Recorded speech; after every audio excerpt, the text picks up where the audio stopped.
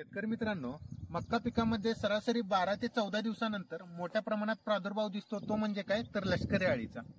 ही लष्करी अळी असते, ही 4 अवस्थेमध्ये असते. पहिली अवस्था म्हणजे अंडे अवस्था, ही सरासरी 4 ते 5 दिवसांची.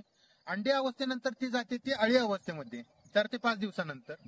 अळी अवस्थेमधून ते नंतर जाते ते सुप्त अवस्थेमध्ये. यासाठी जो कालावधी आहे तो सरासरी 14 ते 18 दिवसांचा आहे. सुप्त अवस्थेमधून जे जाते ते पतंग अवस्थेमध्ये. अवस्थेमध्ये जाताना सरासरी तिला 4 ते 8 दिवसांचा कालावधी लागतो व नंतर ती अंडे अवस्थेमध्ये जाते. ही त्याची पूर्णपणे लाईफ सायकल आहे. जर यावर कंट्रोल करायचं असेल तर आपण 2 पद्धतीने करू शकतो.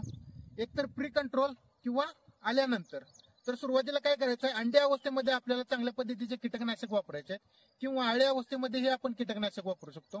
यासाठी काय वापरायचं आहे, मार्केटमध्ये अवेलेबल असलेले इमामेक्टिन म्हणजेच प्रोक्लेम किंवा कोरॅझिन किंवा डेलिगेट अशा पद्धतीचे चांगले कीटकनाशक वापरून मक्का पिकामध्ये जो मोठ्या प्रमाणात लष्करी अळीचा प्रादुर्भाव होतो तो चांगल्या पद्धतीने कंट्रोल करू शकतो.